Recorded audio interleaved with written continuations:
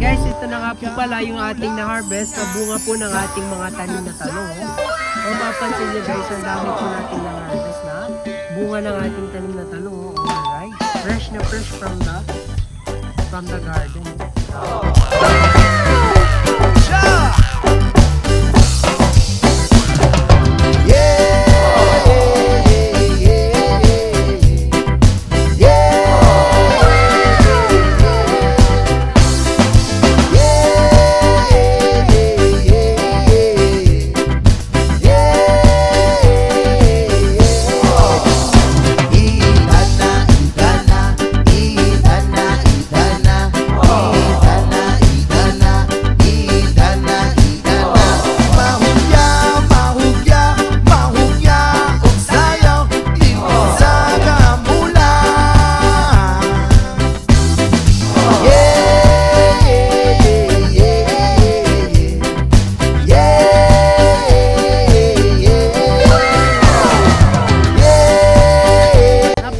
Pakiramdam na everyday tayo nag-harvest ng mga tanim po nating mga talong, kamatis, diba? Mga gulay na tanim po natin dito sa ating garden, dito sa harapan po ng ating bahay. Kaya i-encourage you all po na magtanim na rin po tayo sa ating mga tahanan. Hi guys, so mapagpalang araw pong muli sa ating lahat. So another day, another video na naman po ang ating gagawin ngayong araw na to.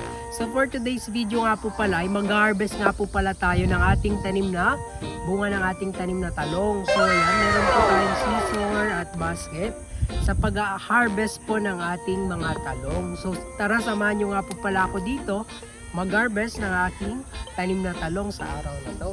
So yan guys, simulan na nga po pala natin ang ating pag-harvest ng ating tanim na talong or bunga ng ating tanim na talong ngayong araw na to. So ayan guys, so kung makikita nyo, ready to harvest na nga po pala itong aking tanim na talong. Kaya harvestin na po natin ito, no? Ayan. So ayan guys, na-harvest na nga po pala natin yung first na bunga ng ating mga second batch na tanim po nating talong. Pero nakapag-produce na rin po sila ng mga bunga nila nung nakaraan, kaya nakapag-harvest po tayo. At ito ay mga pangalawang bunga na ng ating mga tanim na talong. So ayan guys, ready to harvest na nga din po pala ito. Pangalawang bunga ng ating tanim na talong. Oh, ayan, oh, medyo madumi pa kaya medyo nililinisan po natin. Ano? So harvestin na po natin ito. Ikat lamang po natin sa kanyang sanga. Tingnan nyo guys, so napaka guys, kulay violet talaga. Diba guys? So meron na tayong pangalawang harvest na bunga ng ating tanim na talong at lalagay na po natin sa ating mahiwagang basket. So guys, harvest na din po na pala natin itong isang bunga ng ating tanim na talong dito sa first batch na taniman ko ng talong. Kasi kung papansin nyo guys, oh, may butas siya. Oh. Kakakita nyo yan guys, may butas.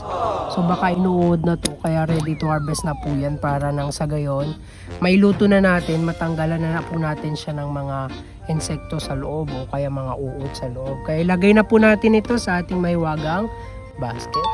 Ayan guys, kung papansin nyo, ready to harvest na nga din po pala itong bunga ng ating tanim na talong. Oh. Kaya ready to harvest na yan. Anong gagawin? Putulin na po natin yan sa sanga ng ating tanim na talong. So napaka-satisfying, napakasaya talaga sa pakiramdam guys na everyday tayo nag-harvest ng ating mga tanim na talong, di ba?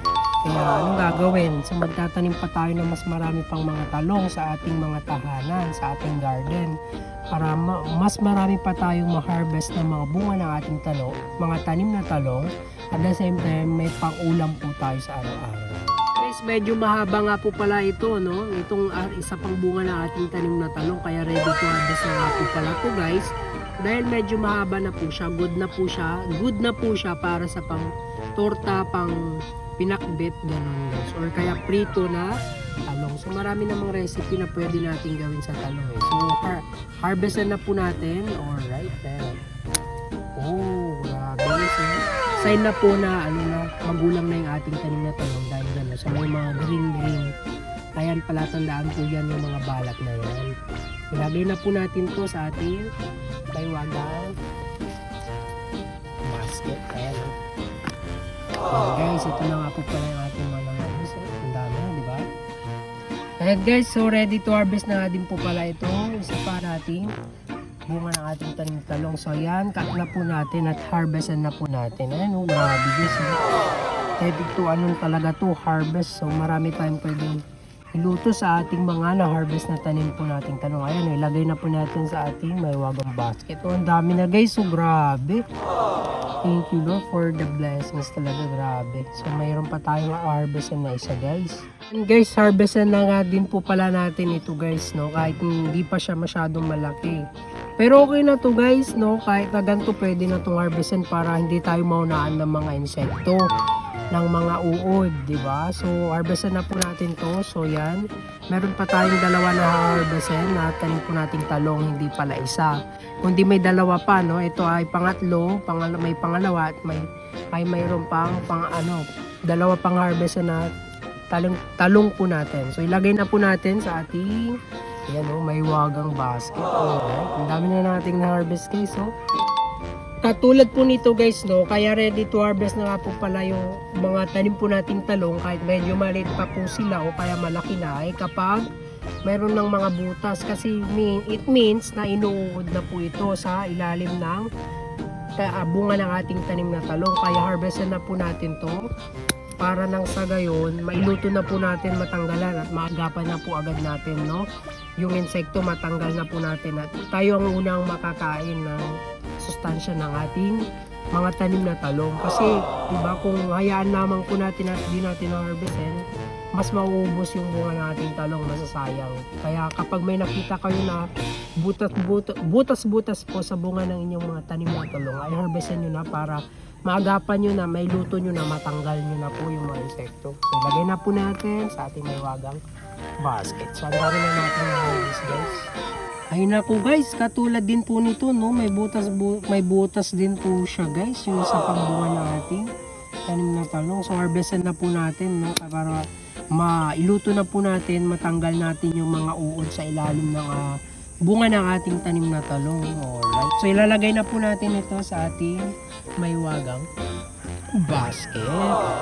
So yan guys, ito na nga po pala yung ating na-harvest sa bunga po ng ating mga tanim na talong. Mapapansin nyo guys, ang dami po nating na-harvest na bunga ng ating tanim na talong. Alright, fresh na fresh from the garden. Grabe. Diba guys? Napakasaya sa pakiramdam na everyday tayong nag-harvest ng mga tanim po nating mga talong, kamatis, di ba? Mga gulay na tanim po natin dito sa ating garden, dito sa harapan po ng aming bahay. Kaya encourage you all po na magtanim na rin po tayo sa ating mga tahanan. Kasi hindi lamang po tayo makakatipid, magiging healthy living pa po tayo. Opo, tama po ang inyong narinig, magiging healthy living pa po tayo sa pagkain ng mga gulay. At the same time, nakakatulong pa ito sa ating environment. Diba? So yun lamang po ang aking may babahagi sa araw na to. I hope na mayroon kayong natutunan sa video na ito. Yun lamang ang gusto kong sabihin sa inyo guys, no, na dapat nating magsipag sa buhay kasi wala tayong mararating kung hindi tayo magsisipag. At kapalanan natin yung ating mukha, wala dapat tayong ikahiya sa ating pong mga ginagawa. As long as hindi po tayo nakakatapak ng ibang tao, ay patuloy lamang po tayo sa paggawa ng mabuti. No? At yun lamang po ang aking may babagi. Muli, ako po muli si Buhay Bukid ni Albert. Don't forget to heart, comment, share our video for this day. Thank you so much. And God bless us all. Pagpalain po muli tayo ng ating Panginoon. Thank you so much. Bye-bye everyone.